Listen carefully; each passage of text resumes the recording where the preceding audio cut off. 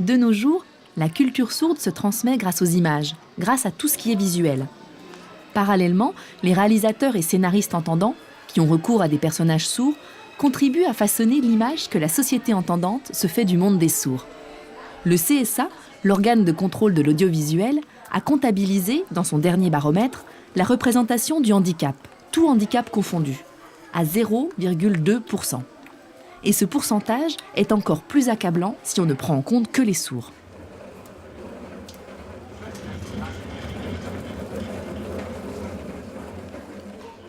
Je suis ici au musée de la Cinémathèque française à Paris, haut lieu du cinéma, qui rassemble dans ses vitrines toute la mémoire du cinéma mondial. Je vais rencontrer Guy Joinet, journaliste et également auteur d'un livre, L'écran sourd, qui relate l'histoire des sourds dans le cinéma. Tous les deux, nous allons partir sur les traces des sourds dans cette histoire. On y va ? Là-haut ? Oui, allons là-haut, nous serons mieux. Allez.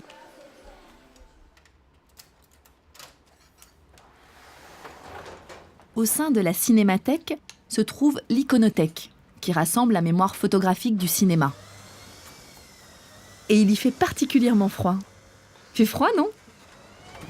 Les films représentatifs de la place du sourd au cinéma sont Le cœur est un chasseur solitaire de Robert Ellis Miller, plus une fille de chien.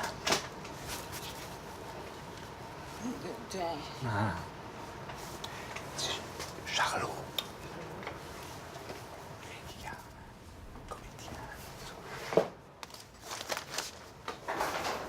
Il fait trop froid ici. Allons à côté.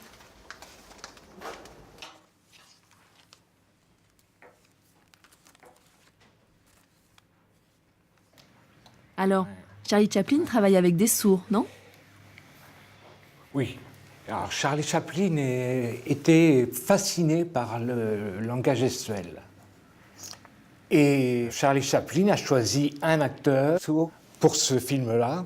On doit voir le comédien. Voilà. C'est lui le sourd ?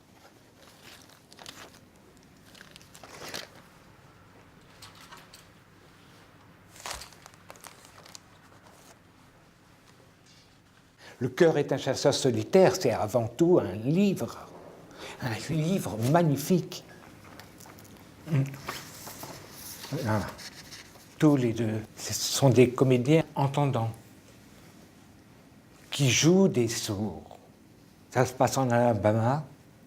Il reçoit du village toutes les informations des déshérités, comme s'il y avait eu besoin de confier à une oreille sourde des secrets. Ces films-là, ils existent et on ne les montre pas. Et ça serait le travail d'une cinémathèque de présenter des films comme ça.